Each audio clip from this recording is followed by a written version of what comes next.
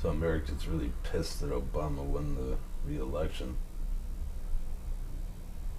So pissed, in fact, that there's like thousands and thousands of names being added to a petition on the Washington D.C. I don't know .gov We the People site or something. I haven't seen the site. Wow. I watched a video a little while ago by Montegraph, and he was spelling out how it was impossible to secede from the Union because the government runs everything. And anyways, like, the strangest thing about it is, like, from my understanding of it, logically speaking, if a state, realizes that the central government, the national government or whatever, is a criminal, entity, and they don't want any part of it, they don't have to make a petition and ask Washington to consider it. They have a referendum within their state, and if it comes through that the people want to secede from the Union, they just do it. They don't need to ask Washington for permission. Of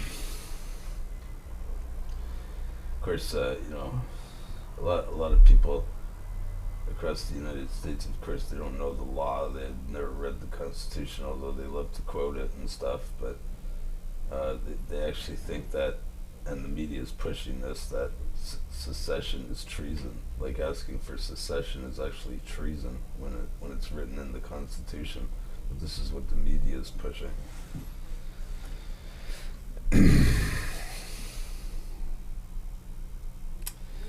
Yeah, well, and it's funny, like, a lot of the states that are big signers for this petition, like Texas, which is the most, I think they're up to 113,000 or something. I don't remember exactly what the number was, but it's quite a bit. Still a minority, but quite a bit. Most of the states that are going for this are the southern states. It's starting to look like, the Civil War all over again. The Second American Revolution.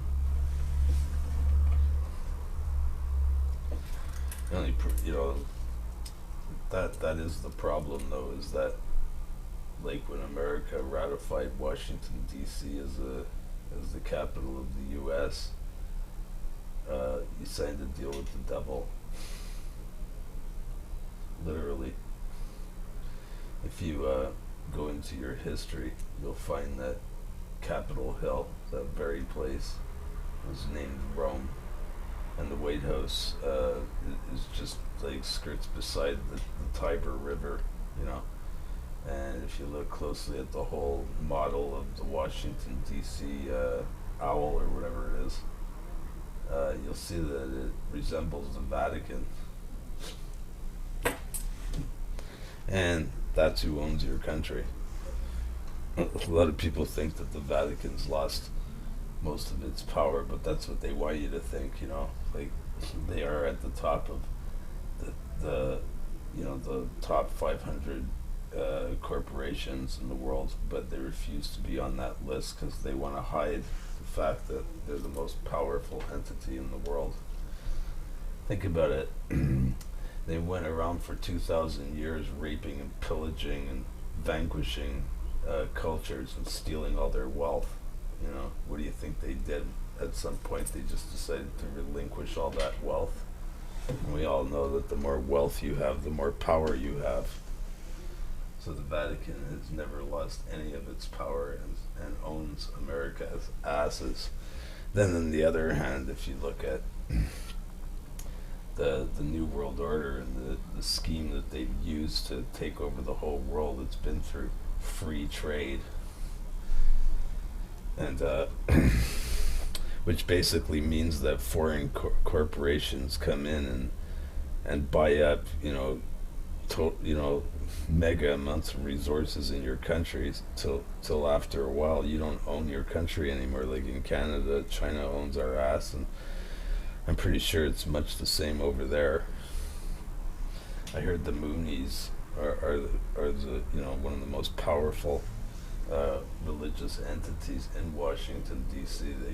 They own the newspapers, they run the politics. It's like when Clinton was elected, they had a big wingding over in China because they got him into power. There's a China Gate, and Obama's the same guy as Clinton. That's why Clinton backed Obama so bad in both races. You know what I mean? Washington's a part of a triumvirate. City-states. It's basically its own country. It's about as federal as the Fed. And they're in a triumvirate with the City of London and the Vatican. It's like the big triangular cyclops stretching across the earth, into America. So, like, if you want to secede from the Union, it's kind of like, going to your mob boss and telling him you want to live a life of, on the straight and narrow as a law-abiding citizen from now on, and you don't want anything to do with the mob. It's not going to happen. You're more likely to end up in a wooden box. And because, Washington, D.C., they run all the airwaves, the FCC, the trains, the internet, basically, what they threaten in some of their counter petitions is that all of this will come to a dead stop. Like, basically, if you secede from the Union, you'll be cut off until you pay your share of the national debt. This is the kind of counter petitions that are coming out against that. And never mind that, a lot of people are saying, like, what, I'm not going to go sign a petition that's on the government website. They're going to know who I am and where I am. Like, you have to give your ID and your social security, I heard anyways. Probably a photo ID. As if they don't know where you are already. But, like, why would you make a petition to Washington to ask them to consider your state seceding from the Union? You should do that within your state. Washington's a criminal entity with allegiance to the New World Order and not the people of the United States, let alone your state. I don't know. It's pretty. It seems pretty incredible to me. Another instance of people really never reading the Constitution themselves. Not that I'm a big authority on it, but it seems to make sense to me that if you're going to secede from the Union, you're going to do it within your state. You're not going to ask Washington for any kind of permission to do anything. That's the whole idea of seceding from the Union. It's a divorce. It means that you don't recognize their authority anymore. So, kind of starting off on a bad foot, asking them to consider seceding from the Union. But it looks like, from what I've read, that Washington's got you by the balls. Brain Washington. They changed the name of it from Rome, Maryland, to Brain Washington. And they've been incorporating you into this criminal mafia for the last 150 years, and now you're too entrenched, and China owns your ass. Like, most of your country is owned by foreign corporations. So it's pretty hard to just say, okay, I'm going to secede from the Union and take everything, and we're going to start all over again. To me, that sounds like a fairy tale at this point.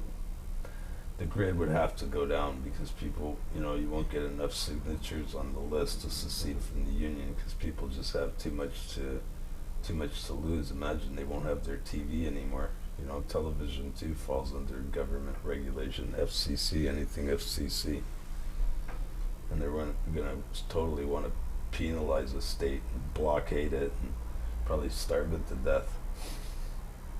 Anyways, it won't go through because you'll never. I mean, as far as I know, you'll never get a majority of people in any one state to vote for it, because most of the brainwashed sheep will think that secession, or they're going to believe this after they're spoon-fed this by the media, that secession is treason.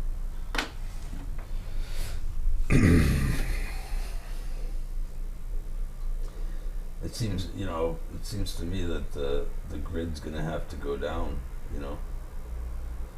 and that's why I'm pretty sure that we're not going to have, our like shitstorm where everything falls at once and the carnival closes and all of a sudden it turns into like violent anarchy,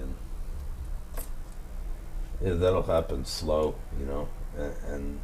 and the economy or whatever will crash when they're good and ready for it to crash, And who knows who's behind this secessionist movement?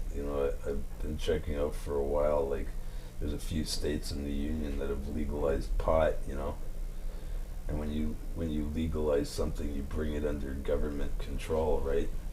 And there's been a concerted effort for the last, ever since the 70s, when they came out with symbolism, to get all pot smokers to prefer smoking pot that doesn't have seeds in it, Now that makes it kind of harder to control in a way, because most pot today is grown with clones. But the fact is that they've taken the seeds right out of pot. Where are all those seeds gone?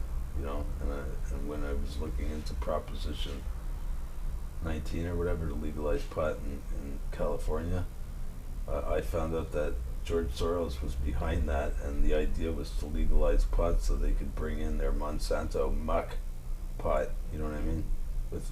With much higher counts of nicotine or tar or whatever, and less of a buzz or more of a buzz. Anyways, it's just Monsanto pot, and that's what a lot of people are smoking these days, especially when they smoke medical marijuana.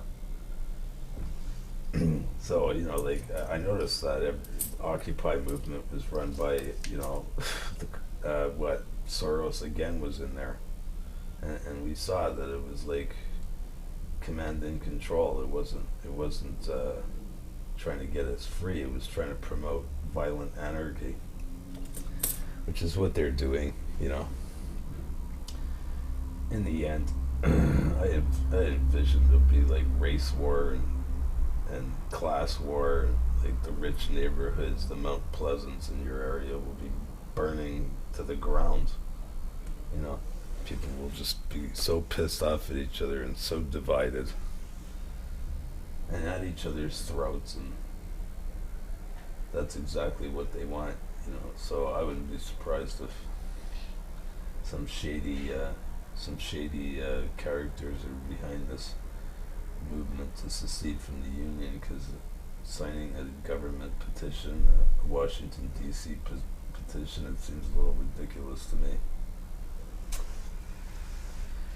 And secession just doesn't seem very realistic now, since like foreign corporations own your ass. Washington D.C.'s got you by the balls with all their federal laws, and everything's incorporated into them. The airplanes, the trains, everything.